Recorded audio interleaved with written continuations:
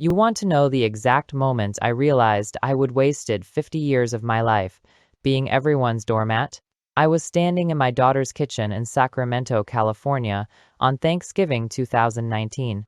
I would just driven 4 hours from Reno with a trunk full of homemade pies, pumpkin, pecan, and apple, because Lord knows Jennifer's husband Todd does not like store-bought. I would been up since 3 a.m. baking, and my arthritis was screaming in both hands. I walked in expecting a hug, maybe a thanks, Mom. Instead, Todd looked at the pies, wrinkled his nose, and said, "Hope these turn out better than last year's. Those were dry as hell. Do not know why you even bother." And my daughter, my own flesh and blood, laughed. Actually laughed.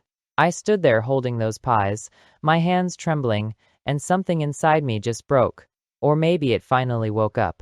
Because in that moment, I saw my whole life laid out like a roadmap of people wiping their feet on me. My husband, my brother, my son-in-law, even my own daughter. And you know what the craziest part is? I would taught them to treat me that way. I am Margaret Thompson. Everyone calls me Maggie. I am 71 years old, and this is the story of how I finally learned the most important word in the English language. But honey, before I tell you how I got free, I gotta tell you how I got trapped. I met Richard Thompson in 1968 when I was 19 years old and waiting tables at a diner in Bakersfield, California. He was 25, handsome as a movie star, working construction, and he had this smile that could light up a room. When he walked in wearing his work boots and asked for coffee and a slice of pie, I swear I felt my heart skip. "What is your name, beautiful?" he asked. "Margaret," I said, blushing like a fool. "But everyone calls me Maggie." "Well, Maggie," he grinned, "I am Richard, and I am gonna marry you someday." I laughed, thought he was joking. He was not. 6 months later, we got married at the courthouse. My mama cried, not happy tears, warning tears. "That boy's got a mean streak in his eyes," she told me the night before. "You do not have to do this." But I was young and stupid and in love, so I did it anyway. Red flag number 1 that I completely ignored. The first year was good. Richard worked hard, came home tired but happy. We rented a little apartment, and I kept working at the diner to help with bills. We were broke but happy, you know? Or at least I thought we were. Then I got pregnant with Jennifer. That is when everything changed. "You need to quit that job," Richard said one night. It was not a suggestion. It was an order.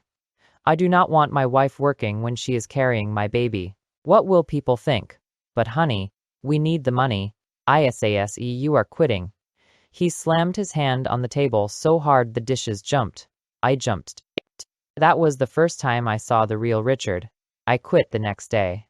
After Jennifer was born in 1970, things got worse. Richard started coming home later and later, smelling like beer and cigarettes and perfume that was not mine. "Where were you?" I would ask, holding our crying baby. "Exhausted." "Working," he would snap. "Somebody's gotta pay the bills since you sit on your ass all day." Sit on my ass? I was up at 5 a.m., taking care of a colicky baby, cleaning, cooking, doing laundry by hand, because we could not afford a machine. I was working harder than I ever had at the diner. But I believed him. I believed I was not doing enough. That is how it starts, you know. They make you doubt yourself. By the time Jennifer was 5, Richard was barely home, and when he was home, he was mean. "This house is a mess," he would say, kicking toys out of his way. "Dinner's cold," he would complain, even though he would promise to be home at 6, and showed up at 9. "You have let yourself go," he would tell me, looking at my body with disgust. I would gained weight after the pregnancy, and could not lose it, because we could barely afford to eat, let alone eat healthy. Every criticism was a little cut, and after a while, you have got so many cuts you forget what it feels like to not bleed. Then came the night that changed everything. Jennifer was 7 years old. It was 1977. Richard came home at midnight, drunk off his ass, and started screaming at me about something. I do not even remember what. Something stupid. Dinner, or laundry, or the fact that I existed. "You are worthless," he screamed, his face inches from mine. "I should have never married you. You trapped me with that baby. Richard, please, I begged. Jennifer's sleeping. That is when he hit me. Backhanded me so hard I fell and hit my head on the kitchen counter.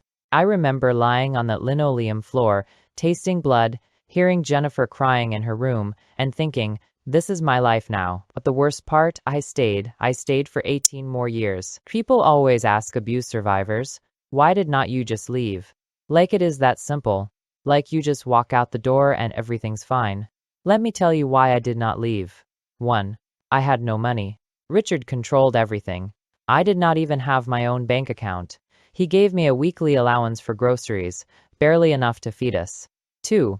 I had nowhere to go. My mama had passed away from cancer when Jennifer was 3, and my daddy had remarried and made it clear I was not welcome.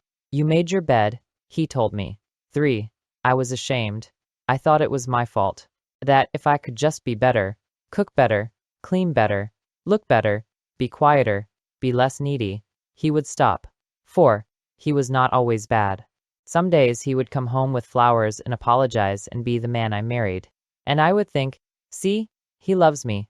It is going to be okay now. Spoiler alert. It was never okay. 5. I was scared. He told me if I ever left, he would take Jennifer. That no court would give custody to a woman with no job, no money, no education.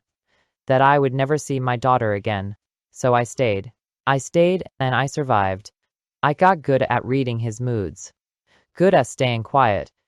Good at making myself small. Jennifer grew up watching her father treat me like garbage. And you know what happened? She learned that is how women get treated. By the time she was a teenager in the mid-80s, she was ashamed of me too. Why are you so weak, Mom? She asked me once, after Richard had screamed at me for burning dinner. She was 15. Why did not you stand up for yourself? I had no answer. Because she was right. Richard finally left in 1995. Not because he felt guilty. Not because he had a change of heart. He left because he would been having an affair with a woman from his work for 3 years, and she got pregnant. He packed his stuff, looked me dead in the eye, and said, I wasted 27 years on you. Then he walked out. I was 46 years old. No job, no savings, no self-esteem, no idea who I was without him. But you know what I felt? Relief. The divorce was quick. He did not fight it. He wanted to marry his girlfriend and legitimize his new baby. I got the house, which was falling apart and mortgaged to the hilt, and a tiny amount of alimony that barely covered utilities. Jennifer was 25 and married to Todd by then. She came to visit me once during the divorce. Well, at least you are finally free, she said, like it was no big deal. Like I had not spent 27 years in a prison. I wanted to scream, where were you? Why did not you help me? But I did not. I just smiled and said, yeah, finally free. That is what doormats do. We smile and pretend everything's fine. After Richard left, I had to figure out how to survive. I got a job at Walmart as a cashier. Minimum wage, no benefits, standing on my feet 8 hours a day at age 46 after not working for 25 years. It was hard. My body ached. Customers were rude. But it was mine. My job. My paycheck. My independence. I started to feel like maybe, just maybe, I could do this. Then my brother Danny called. Danny was 4 years younger than me, and he would always been the golden child. Mama and Daddy had paid for his college. He would become a successful insurance salesman, lived in a nice house in Phoenix with his wife and 2 kids. We would never been close. He would made it clear my whole life that he thought I was a failure. But when he called in 1997, he sounded desperate. Maggie, I need help, he said. Lisa left me. Took the kids. I am a mess. Can I come stay with you for a little while? Just until I get back on my feet? My house was small. I could barely afford to feed myself. But he was my baby brother. Of course, I said. Family helps family. Red flag number 1,000,000 that I still ignored. Danny showed up 2 weeks later with 3 suitcases and a massive chip on his shoulder. This place is a dump, he said, looking around my little house. The house I was working my ass off to keep. It is not much, but it is home, I said quietly. Whatever. Where's my room? That should have been my first clue. Danny stayed a little while for 3 years. Let me tell you what those 3 years looked like. He did not work. Oh, he looked for work. Spent hours on the computer sending out resumes. But he never actually got a job. He did not pay rent. Did not buy groceries. Did not help with bills. He ate my food. Used my utilities. Left messes everywhere. And he complained. Constantly. Can you keep it down? I am trying to sleep, he would yell. When I got ready for my 6 a.m. shift at Walmart. What is for dinner? He would ask every night, like I was his personal chef. This house is freezing. Turn up the heat, he would demand. Never mind that I was keeping it at 65 to save on the gas bill. When I tried to talk to him about maybe getting a job, he would explode. You do not think I am trying? He would scream. You think this is easy for me? I lost everything. Maggie, my wife, my kids, my life. And you are giving me shit about rent? And I would back down. Because he was hurting. Because he was family. Because saying no meant I was selfish. That is what they do. They make you feel guilty for having boundaries. The breaking point came in 2000. I would been working doubles at Walmart to make ends meet because I was supporting to people on one minimum wage salary. I was exhausted, broke, running on fumes. I came home one day and found a notice on my door. Eviction notice. $4,000 past due. I could not breathe. How was I $4,000 behind? I checked my bank account. Almost empty. Then I checked my credit card statement. The one I kept for emergencies. $6,000 in charges. Electronics. Clothes. Restaurants. Online purchases. Danny had stolen my credit card. When I confronted him, you know what he said? So what? You owe me, Maggie. I have been dealing with my trauma here. The least you can do is help me out financially. What kind of sister are you? I stared at this man, my baby brother, who I would fed and housed and supported for 3 years. And I saw Richard. His same entitlement. His same cruelty. His same belief that I existed to serve him. Get out, I whispered. What? G-eat-e. Ow-e. I screamed it. First time in my life I would ever screamed at anyone. Get out of my house. Now. Pack your shit and leave. You cannot kick me out. I have nowhere to go. I do not care. Out. He left the next day, calling me every name in the book, and I lost that house anyway. Could not catch up on the payments. Filed for bankruptcy. Had to start over. At 51 years old, I moved into a tiny studio apartment in Reno, Nevada, and worked 2 jobs to survive. And you know who called to check on me? Nobody. The years between 2000 and 2010 were hard, but they were mine. I worked at Walmart during the day and cleaned office buildings at night. Barely slept. Lived on ramen and hope. But I was alone. No one was hurting me. No one was using me.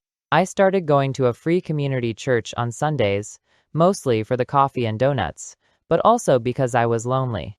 I made a friend, Ruth, a widow in her 60s, who had also survived an abusive marriage. We would sit in the fellowship hall after service and talk for hours. You know what your problem is, Maggie? Ruth told me one day. You think your value comes from how much you can do for other people. That is not true, I protested. Honey, you just worked a double shift, then came here and volunteered to set up all the chairs by yourself because everyone else looked tired. You have got pneumonia and you will not go to the doctor because you do not want to miss work and burden anyone. I opened my mouth to argue, closed it. She was right. You gotta learn to put yourself first sometimes, Ruth said gently. It is not selfish. It is survival. I tried. I really did. But old habits die hard. My daughter Jennifer and I had a surface-level relationship. She would call on my birthday and Christmas. I would visit once or twice a year. We did not talk about Richard, or the past, or anything real. She had 2 kids by then, my grandkids, Lucas and Emma. I loved them desperately, but I barely knew them. Because Todd did not like me. Todd was a successful tech guy, made good money, and made sure everyone knew it. He looked at me like I was dirt on his shoe. Your mom's here again. I would hear him say to Jennifer when I visited. Great. There goes our weekend. But I smiled. Brought gifts for the kids. tried to be useful, tried not to be a burden, tried to earn the right to exist in my own daughter's life. When I turned 65 in 2013, I finally retired from Walmart. My social security was tiny, barely $900 a month, but I was done. My body was falling apart. Arthritis in my hands and knees. High blood pressure. Chronic fatigue. I thought maybe I could finally rest. That is when Todd called with an opportunity. "Maggie, we have been talking," Todd said on the phone, using that fake friendly voice he only used when he wanted something. "And we think it is time you came to live with us." My heart leaped. My daughter wanted me close? To be part of the family? To know my grandkids? Really? I asked, trying not to cry. Yeah, really. The kids are getting older. Lucas is 12, Emma's 9, and Jennifer's going back to work full-time. We need someone to help out around the house. You know, pick the kids up from school, help with homework, cook dinner, light housekeeping. My hope deflated like a balloon. They did not want me. They wanted free labor.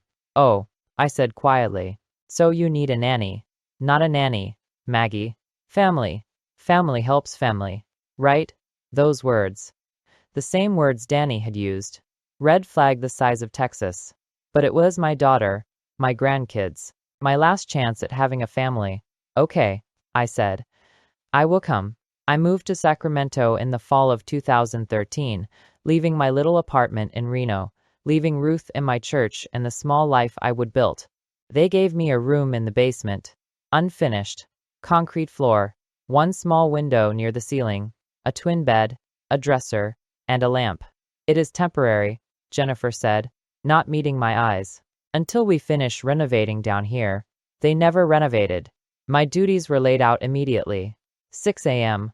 Wake up, make breakfast for everyone. 7 a.m. Pack school lunches. 7:30 a.m. Drive kids to school. 8 a.m. Come home, clean kitchen. 9 a.m. Do laundry, vacuum, dust, mop. Noon, grocery shopping with my money. They would pay me back. They never did. 3 p.m. Pick up kids from school. 3:30 p.m. Help with homework. 5 p.m. Start dinner. 6 p.m. Serve dinner. 7 p.m. Clean up dinner. 8 p.m. Help kids with baths and bedtime. 9 p.m. Finish any remaining chores. 10 p.m. Finally allowed to go to basement room. 7 days a week. No breaks. No days off. No thank yous. My $900 Social Security check. Todd handled it for me. Deposited it into the household account. I never saw a penny of it. When I asked about it, he would say, "Maggie, do you know how much it costs to house and feed you?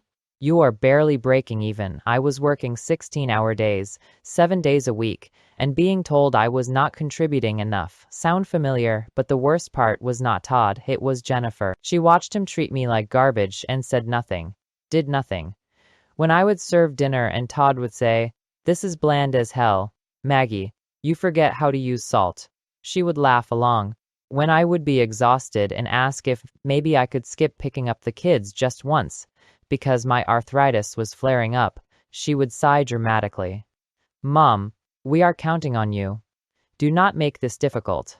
When I would try to spend time with the grandkids, actually connect with them, not just serve them, Todd would interrupt. "Maggie, do not they have homework? Do not hover." I was allowed to work for them, not love them. The years blurred together. 2014, 2015, 2016, 2017, 2018. I aged fast. My health got worse. I had no friends, no life, no joy. I existed to serve. And I was so tired. So tired. Which brings us back to Thanksgiving, 2019.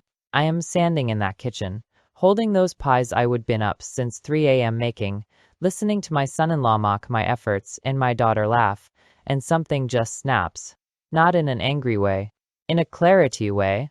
I set the pies down on the counter very carefully. "You're right, Todd," I said quietly. He looked surprised.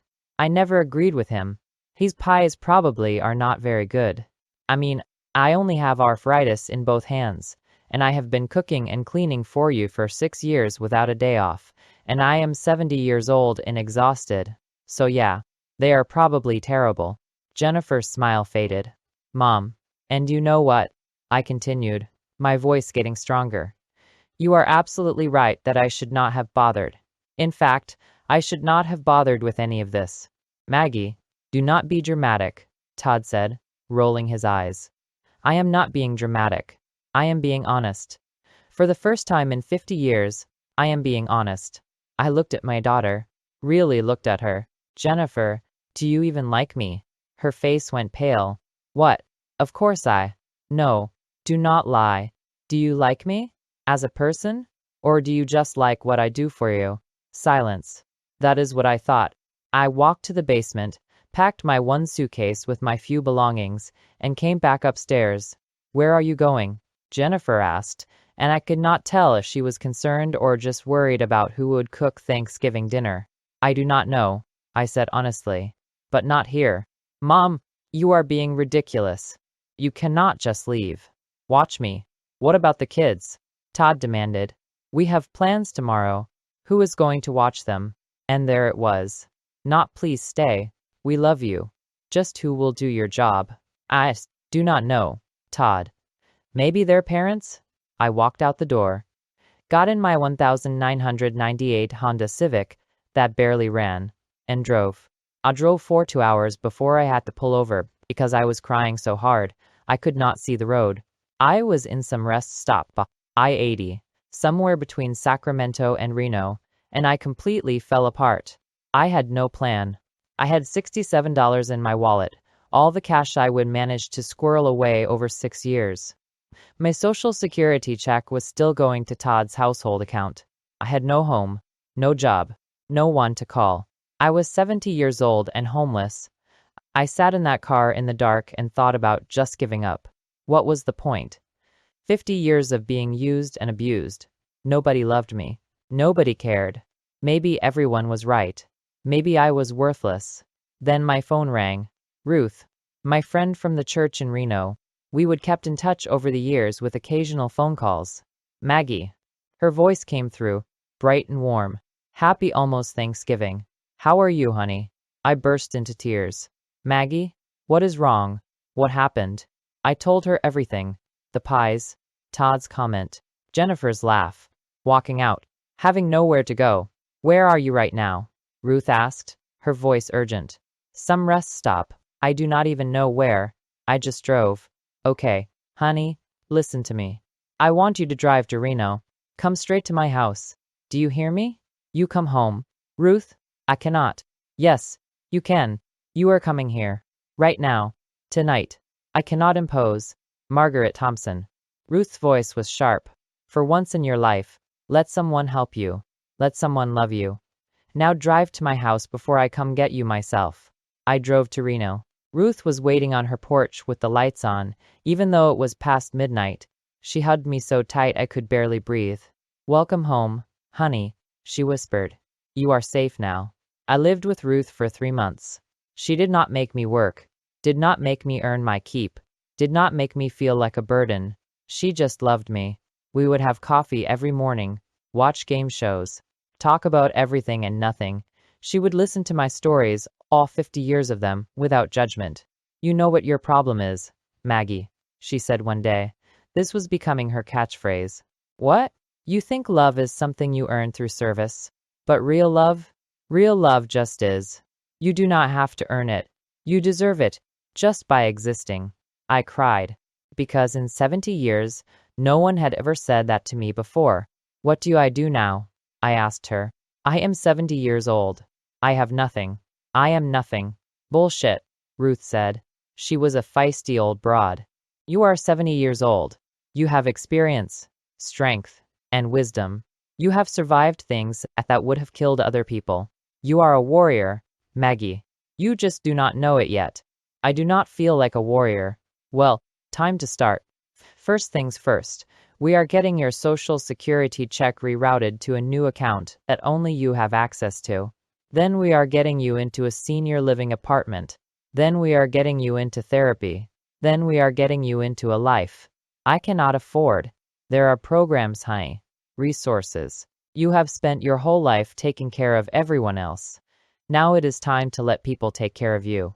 Not because you are weak, because you deserve it. Over the next 6 months, Ruth helped me rebuild. I got my Social Security check back, had to get a lawyer involved to force Todd to stop stealing it, but I did it. I got a subsidized apartment in a senior community. I started seeing a therapist through a sliding scale program. I joined a support group for abuse survivors. I started volunteering at a women's shelter, helping other women who would be in where I was. And slowly, piece by piece, I started to become someone I actually liked. In March 2020, just as the world was shutting down for COVID, Jennifer called. I almost did not answer, but I did. Mom, her voice was small. Are you okay? I have been worried. 6 months. It had been 6 months since I would walked out, and now she was worried. I am fine, I said carefully. Where are you living? I have an apartment in Reno. Oh, long pause. That is good. Silence. Mom, I am sorry. About everything. About Todd.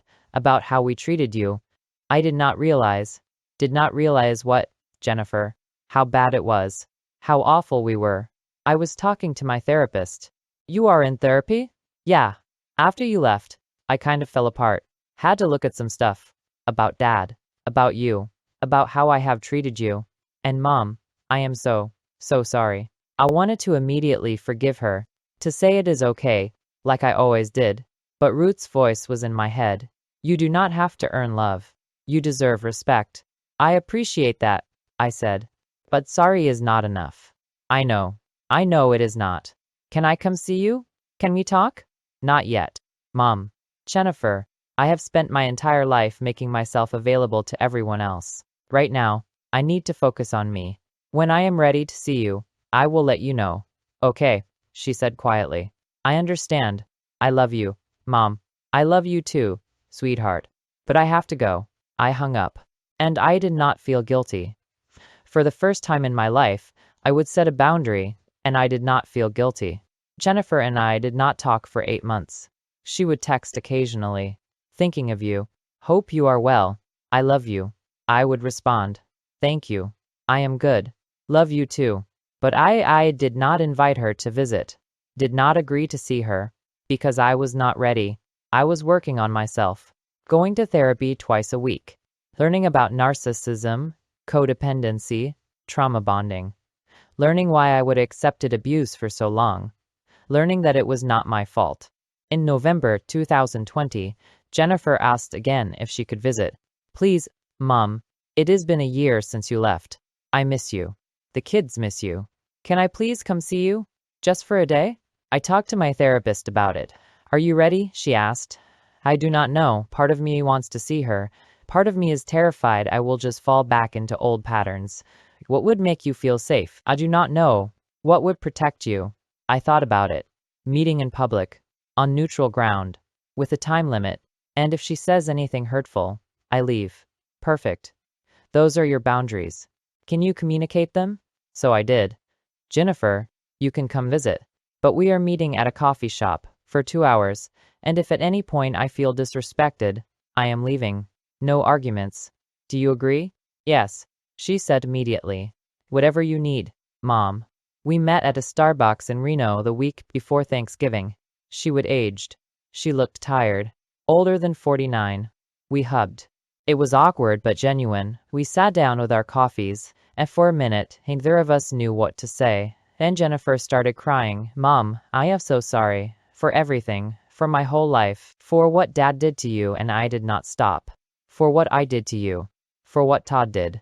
I am sorry for laughing at you. For taking you for granted. For using you. For not protecting you. For not loving you the way you deserved. I sat there, listening. I have been in therapy for over a year now, she continued. Working through my own shit. And I realized I became Dad. I treated you exactly how he treated you. And I am so ashamed. Why did you? I asked quietly. Why did you treat me that way? Because it is all I knew. Because I watched him treat you like garbage and you took it. So I thought that is how it worked. And because I was angry at you. Angry? For what?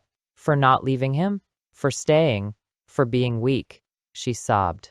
And I know that is not fair. I know you were trapped. I know now all the reasons why you stayed. But as a kid, I was just so angry that you would not protect us both. So I punished you for it. My heart broke. For her. For me. For both of us. Then when Todd started treating you badly, she went on, I just let him. Because some part of me thought you deserved it. And Mom, you did not. You never did. You deserve love and respect and kindness, and I did not give you any of that. No, I said gently. You did not. Can you ever forgive me? I sat with that question. Really sat with it. I do not know, I said honestly. I want to. But Jennifer, you hurt me. Deeply. For years. And I am not going to pretend that did not happen just to make you feel better. I know. But I am willing to try. To rebuild. On different terms. What terms? I am not your maid. I am not your nanny. I am not your punching bag. I am your mother, and I deserve to be treated with respect. If you cannot do that, then we cannot have a relationship. I can do that. I will do that. And Todd? Her face hardened. Todd and I are separated. That is part of why I am in therapy. Turns out he has been having an affair for 2 years, and the way he treated you, he was treating me the same way. I finally saw it. My heart broke for her. But also, Justice. I am sorry, I said. And I meant it. I am not, she said. I should have left years ago. You were right to walk away. You taught me that it is never too late to choose yourself. We talked for 3 hours. Way longer than our agreed 2 hours. We cried. We laughed. We told the truth. And when I left, I felt lighter. The relationship Jennifer and I have now is not perfect. But it is real. She visits once a month. We have coffee, go for walks, talk about real things. She respects my boundaries. When she slips up, old habits die hard. I call her out, and she apologizes and corrects it. I have met my grandkids again. Lucas is 15 now, Emma is 12. They are good kids. We are getting to know each other. I do not babysit. I do not cook for them. I am not the help. I am grandma. We play games, watch movies, talk, build a relationship, on my terms. As for Richard, he reached out last year through Facebook. He is 76 now, divorced from his second wife, estranged from his second kid. He sent me a message. Hey Maggie, been thinking about the old days. We had some good times, did not we? Maybe we could grab coffee sometime.